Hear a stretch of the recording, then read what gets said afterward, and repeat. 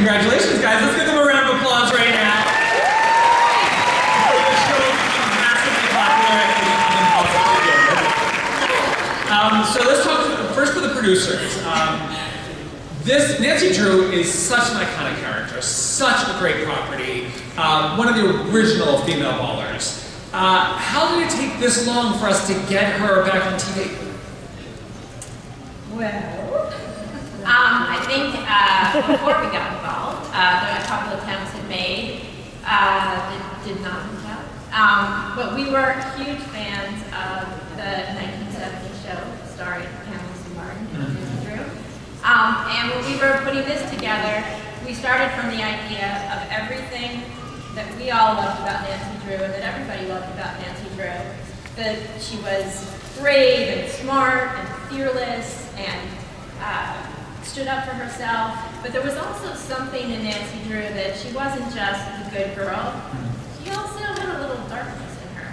And so when we first sat down, that was what we talked about is, why is Nancy following all these people into dark alleys? Like, yeah, she's putting on like a pink sweater and like going to a dance with Ned, but then she's like getting hit over the head with a candlestick and tied to a chair. So how do we like bring both of those things together? And in talking to Noga, we all really gravitated towards our favorite Nancy Drew stories were the ones that had supernatural elements. Okay. So pulling that out. All right, so what was your first introduction to Nancy Drew, the three of you? Like, and by the way, no executive producers. Well, for me, it was the Scholastic Book Fair, like paperbacks, you know? Yes! And I would save up money, and then I would pick the one, and I would like smell it, and I would take it home and hide out somewhere and pretend that I was Nancy Drew. Melinda? Well, I had a little white bookshelf in my little bedroom in Bangor, Maine, and among the good books there were the Nancy Drew books, but it was one of those things that Maine is really boring and it's really quiet, and I felt terribly isolated and self-conscious because I wasn't white. And I was hiding in my room reading The Lord of the Rings over and over and over because those books, if you were different, it was cool, and you brought something to the party, and your uniqueness made you worthwhile. So I really loved any kind of fiction that had somebody who wasn't quite on the inside of things being included, and I really think Nancy Drew speaks to that for everybody. And to think, like, she was created 90 years ago. And like 90 years ago, most young girls weren't even allowed to leave the house unattended, and she was running around like a convertible. What are you doing to kind of bring her into 2020 to 19, and what are you kind of keeping as far as like those classic pieces about her?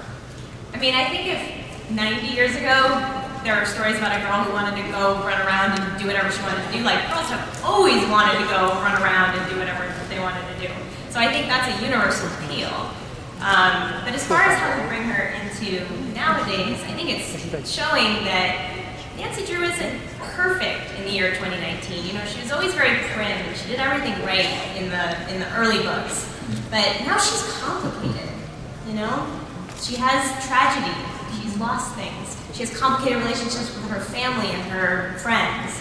Yeah, she makes a lot of mistakes, which I think is relatable, and I think that her vulnerability is really the bridge to the connection she finds in this unlikely group of friends and allies who then become a team, and it's another important thing about our show, where it's very much an ensemble. As you see, all these people here are really terrific, and I'm proud to say that we are very diverse in our casting. I'm proud to say we're very diverse behind the camera and in the writer's room, and I think that that's going to make our show This is not what happened 90 years ago. So let's talk about that, because you are dealing with, I mean, Nancy Drew is obviously the banner name, but like George, Ned, these characters are people that we all know. We remember from the various iterations that we, came up with. How did you put this together? Like, when you're filling Nancy Drew, how many redheaded actresses did you say? I mean, but there was only one. I was a blonde-haired actress. Yeah, we chose the blonde. Right. So, like, that's, I mean, what are you looking for when you're looking like, we need a Nancy Drew? What does she have to bring to the screen? Well, one of the things, Kennedy has many talents and charms, but one of the things that we first responded to in her audition tape before we even met her in person was her confidence and her intelligence, and that all the girls that we saw, Kennedy was the smart one. She was the one that felt like she knew what she was talking about. She could stand up to adults. She listened when people were talking. You felt like she was observant, and she had that fearless quality, but she also had a vulnerability, which, as we're talking about, is really important to our Nancy, that she's not just this kind of like perfect girl who never has any fear or sense of flaw. And so let's talk, so the actors, for you guys, what were your auditions like? Did you actually get pages of your characters? Sure. I had got a text from my agent while I was playing Dungeons and Dragons with my friends. And she's like, oh my God, Kennedy, there's a Nancy Drew script, we gotta get you for it. And I was like, oh my God. And I like had this moment of this cosmic sort of centering, and I looked up at my friends and I was like, guys, I'm gonna be Nancy Drew. And I like, with totally not a root of like, I'm great and I'm gonna make it happen. It just was like, I must be. And I read, I was a nanny, and when I got the script, I was like, my kids were like eating dinner, and I was like, I have to read the script, and I'm like reading the script, like hiding in their bedroom while they're eating dinner. Sorry, Michelle. And I was like, this is my voice. This is the way that I think and the way that I speak. And so I ended up going in. I was living in New York, and so I went in for our casting director in New York, and he was awesome and really worked with me. And then I was just crossing my fingers that that tape would make it to the casting director in LA. And I got a call a couple days later that they were going to fly me out to LA to test for the part. And I was like on my way to my job, and I was riding the subway, and I like put in my headphones and turned on Dancing Queen by ABBA, and I was like, I'm doing it, it's gonna happen. And so yeah, I went to LA, and we tested, and we had the full pilot script at that current iteration to work off of. I think I had 4 scenes or something. Yeah, we did a test for the studio for CBS, and then they were like, look, we have to bring you in for a work section before you go in for the network tomorrow. And I was like, oh, okay. So that night, I went in for a work session with Melinda, you were there. You guys weren't there. No, Josh was there. Yeah, you were busy. Josh was there. Sandy, our casting director, was there. And they were like, we're going to bring in this girl, Leah, who I had met at the studio test earlier in that day. He was the only person in the room when I walked into the studio test. And I remember when I walked in, you were like, I saw you standing out there, and I was like, that girl looks just like Nancy Drew. That is very true, very, very true. I texted everyone I knew, like, I think that's Nancy. Yeah, so they brought you in, and we like did some improv scenes together, and we reworked stuff to get ready for the network test the next day, and we like did a bunch of improv, probably terrible. That's like on tape somewhere of us like standing like this and being like, go wait that table. Like Just to banter, and they're like, how about like do like more of the relationship? And we're like, oh yeah. Yeah. How do we get this job together? Like, Yeah. it was we were asking you to face forward while improving, which is not like here I am like I know it was great in improving. Alex, when you were auditioning in the callback, we had some chemistry reads between Alex and Madison, and Alex and the other actress who was up for that part. And there's a scene that unfortunately probably won't make it onto air, but it was, do you remember the scene, Alex? About the van, kind of walk you to your car? Oh yeah. Yeah, like, you don't need to walk me, I'll be fine.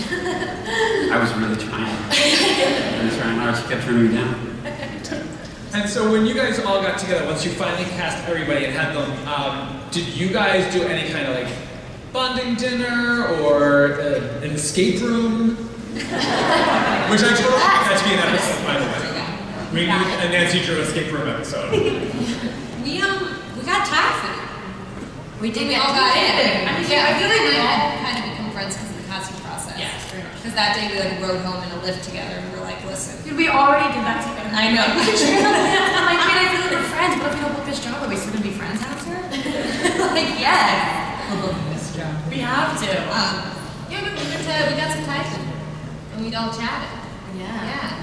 I mean, from the beginning, I feel like we did a lot of dinners. Yeah. It was very natural. I we went to hot yoga.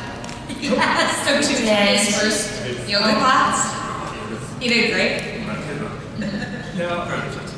Now, one of the first questions I got on Twitter after this panel was announced was people wanted to know why Horseshoe Bay, not River Heights, which we saw the sign, the street sign for River Heights. Were we worried that people would think it was Riverdale?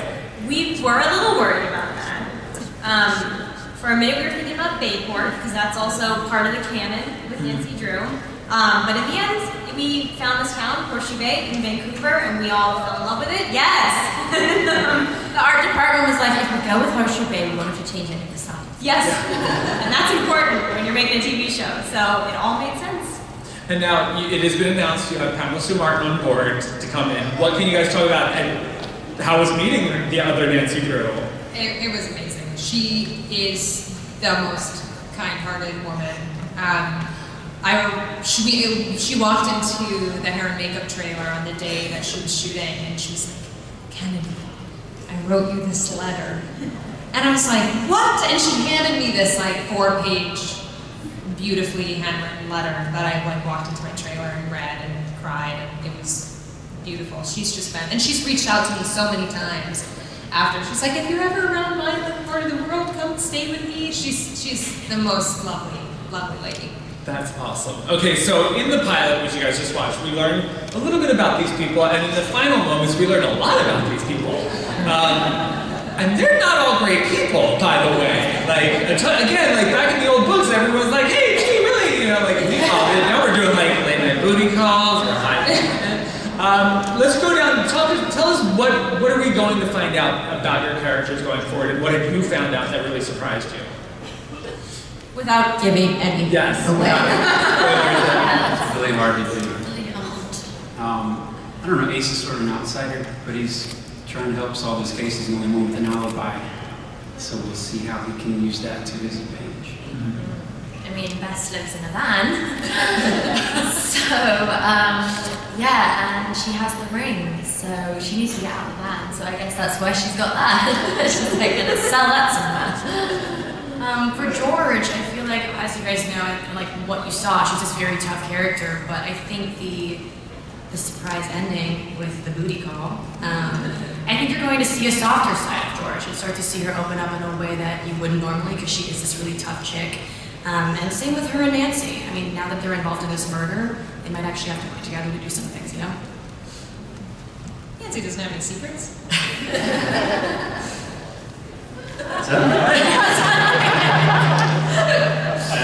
I think with Ned, we've changed him quite a bit, right? From the books, he's a completely different guy, which is exciting and I'm glad to be part of that. And hopefully I can do that proud.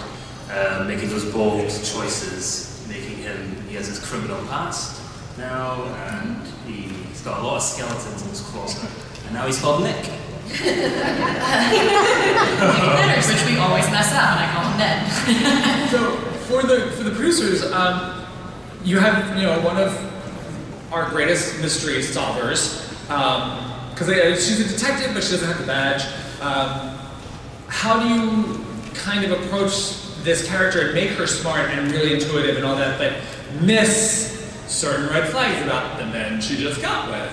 Yeah. Well, I think that one of the opportunities in the episodes right after the pilot is for her to catch up to the audience. We certainly don't want Nancy to be behind the audience for too long, even for dramatic effect. But also, she has certain blind spots. When she really cares about somebody, she doesn't necessarily look as deeply into their suspicious aspects. And when she's very angry at somebody, for instance with her father, she might not be as willing to see his side of the story. So we just play up the humanity and the relatability of the kind of mistakes that everybody makes. Mm-hmm. And you bring up the father. We are used to Carson Drew being the sage wisdom and with the pipe and the sweater vest. He might not be that good of a guy either, it turns out. Is anyone trustworthy in this town? No. Everyone has secrets, but everyone in this audience has a secret that I'm sure they're not telling anyone about. And what happens if Nancy Drew walks into your life and starts poking into your stuff? You don't want that. So I think it's just part of being human. Yeah. We were talking earlier about this really being the origin story of this group. One of literary first Scooby gangs. Let's hear from the actors about what is it like getting to play, because you guys all get along and have fun, but you have to play these characters who do not all the time. Like, everyone's shady, everyone's got a resentment, everyone's got something, some kind of, secret. What is it like for you guys to get to play these characters and know they're headed to becoming friends? I remember really early on, with like the three of us especially, Larry, our director of the pilot and one of our producers, he was like, hey guys, you like each other too much, so you're gonna have to rein that back in. Because we were like, this is so fun, we'll all be friends. And so, because we really like each other a lot in real life, and yeah, so it was kind of funny to be really intentional about like, I mean, also, the more that we got to know our characters too, I feel like the more easy it was to play into those dislikes and likes that we have towards each other. Well, hopefully that roots everything, right? No friendship's perfect, no friendship is just squeaky clean. Exactly. You've got your ups and downs and your history, Nancy and George definitely have history. So it's great to have that to enrich it, to give it layers and levels, make it more interesting, and everyone's a bit more rounded. Right. Like everyone works really hard for the friendships in this one. And what kind of pairings could we, I mean, obviously we've got a ship going on right there. Have you picked your hashtag name? Nixie? What's that? Nancy? Because otherwise it's a name, which is No.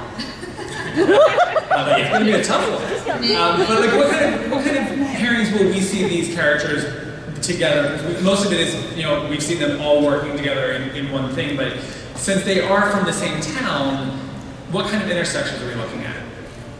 Well, that's part of the fun of writing an ensemble show, is that you get to write all kinds of pairings. And you can find, especially in a small town where people have known each other for a long time, really interesting ways to pair people up and have them shared interests or conflicts that you didn't realize were there that are coming to the surface. So it's really fun. There's no limits to the different pairings.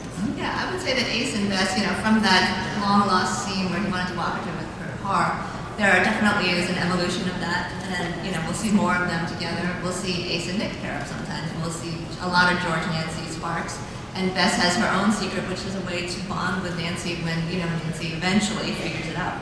Okay, so that will be something that isn't going to be, you're not going to be sitting on that for too long. No. I feel bad about her living situation. It does not seem That's not right, Yeah. is it? But But she still manages to look pretty lovely. well, I'm assuming that she's a giant thief. That's how she's getting all these people. Yeah, the woman's dead, remember? Yeah. So it's Yeah. pretty bad.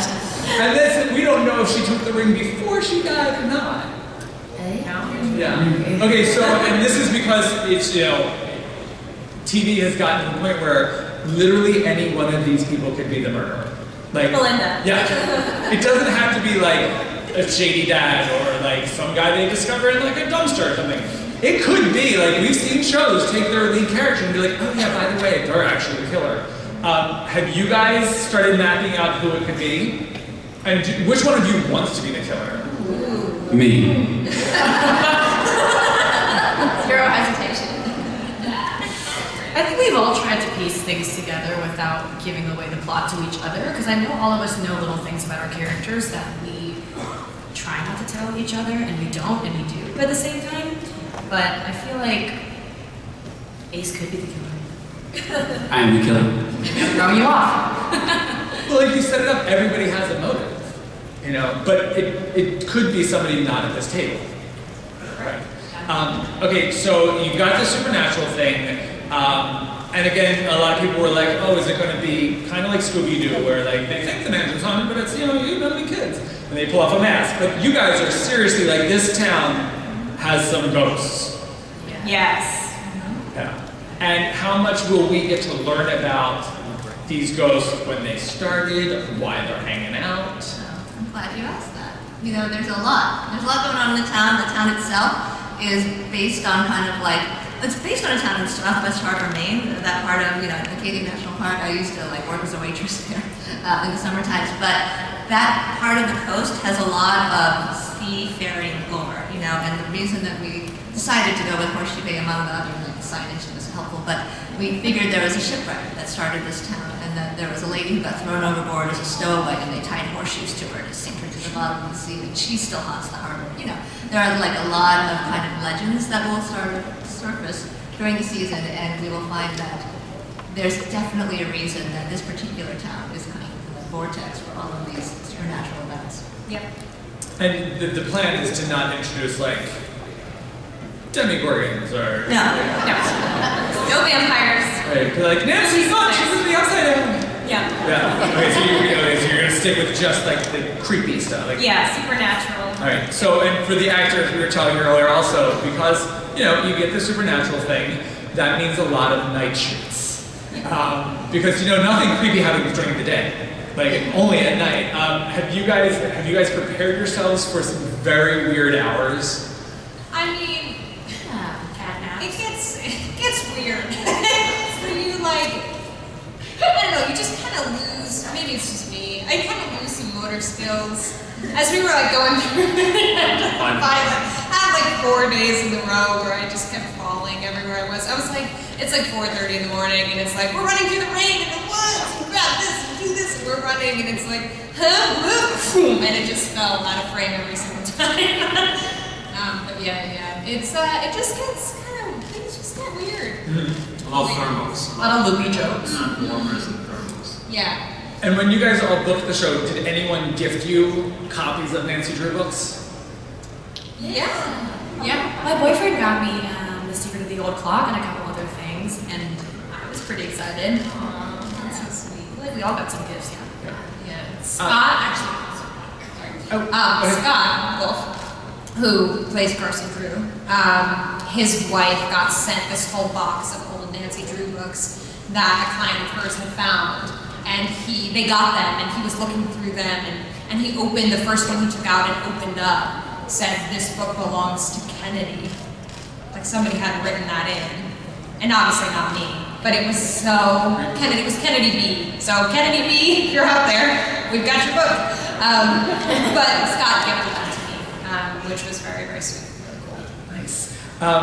So let's talk about some Easter eggs, because we saw a couple here. Who's kind of like in charge of, oh, we can do that here, or I want to make sure that we mention this? Well, the writer's room, but we have a really great research intern, thank you Sarah, who goes through all the books anytime we need an Easter egg. But also there's a lot of people in the writer's room who are Nancy Drew fans, and so they're like waiting in the wings with these things that they really want to put in the show. And also our department and our costume designer, everyone was really into it. Like at the very end, you see Nancy in her pajamas that are red with the white piping that echo one of her book covers. And when she's opening up the trunk, we tried to have some of the same things. Yeah, it's like spinning wheel and like the things that are from the iconic book covers. The girls' uniforms and the claw are based on iconic outfits that they wore on book covers in terms of the colors. And our production designer, Mark White, you haven't seen really much of Nancy's room yet, but you will. And he's making the wallpaper the same like texture as the Nancy Drew covers. Like people are really into it. We use the original Nancy Drew board game to get like the color palette for the show. It's like a lot of deep thinking. That is, and because that's what I remember most about those books were like the spines of the books. Like the Hardy Boys were blue and Nancy Drew was yellow, and you knew exactly which section of the library to go to. And since I just mentioned them, any chance of the Hardy Boys just like driving through town? They're like, hey! We shall see. So for the actors, because it's a modernized version of a very old property, what did you guys think when you first read this script? I think it's fantastic because, I mean, as you said, Nancy Drew's been around for what? Since the 1930s. And one of the strengths of Nancy Drew, I think, is it evolves with its time. That's why it's hung around for so long. Otherwise, you know, people have forgotten about it, they become irrelevant. And what was fantastic about this script was that it was fearless, but respectful to the original source material, but fearless and bold in exploring, okay, what does 2019 Nancy Drew looks like?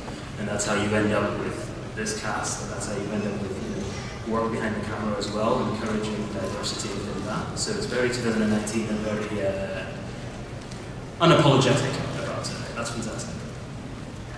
What about you guys? When you saw these scripts and you saw these characters, what did you think of? Oh, this is actually a very relevant character. Yeah. Well, when I first read the script, I mean, I remember reading those books and thinking everything was really mystery-based and everything, it wasn't really so much about the characters. So when I did the script, I was actually shocked at how deep these characters were and how many things were at stake for them and how sketchy they were. I love mystery, and I remember at the end of the script not expecting this, being like, oh, and I'm never like that. I'm not really surprised all that much. But after reading this, I was just, what really drew me in was how much I wanted to know more about them and how interesting they were in such weird and eerie little ways, you know?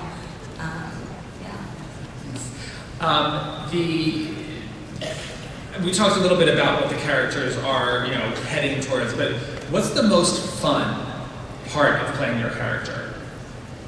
I had to drive a very big truck. On the wrong side of the road because I'm British, so it's automatic, so I'm fine. But yeah, that truck roars, right? Only it Nice. does. It's very good. It's like a lot of when we start driving. It's like, It's the most romantic thing in my life. yeah, you go like in your plaid shirt and you like revving up your big old truck. I just like sneaking around. I love like living out these sneaky, like break it, like dangerous. It's so fun. It's super fun. Yeah. I'd say for George, I like how snarky she is. I mean, I feel like we all don't get to be like that in real life. So when George kind of just like jabs at people, it's kind of fun. I mean, just knowing it's not real life, I guess. And it is fun playing up that mystery. And it's cool knowing that you know what's going on, but no one else really does. Yeah, I think for Bess, even though she looks so prim and proper and she has the Chanel flats and her life looks so put together, it's going to be amazing as the season goes on to see that she's dealing with an identity crisis, not knowing who she might be, who her friends are, trying to make friends. So even though she comes across sure of herself, she is like, you know, wanting to just fit in and figure this tricky life out that everyone goes through. So yeah. Your clothes are pretty fantastic as well. Yeah. You do have really fun. Yeah. They're really beautiful, and the costume teams have been unbelievable in translating that. So yeah. I don't know, I think Ace is included so much, but he wants to play. He put me in coach to be there with everybody. So I don't know. You get to do a lot of improv too. Say it again? So you get to do quite a bit of improv. Alex is really funny, guys. That's a lot of flavors. I feel like Ace is the one who needs a hug the most. Yeah. Like it just feels like get a the hug. whole town has kind of like come down on him, and it's like he needs to be understood. Me and Ace both. Alright, well, I just got this stop sign, so I'm going to stop after this question. Any books that you plan on fully just taking the mystery from to play with? No. No. Yeah, everyone will be twisted, where you might see a prop from something that comes from a book or a character, but it's going to be inverted and reinvented. Excellent. Alright, well, that's it. Inverted and reinvented and awesome. So congratulations to the cast and creators.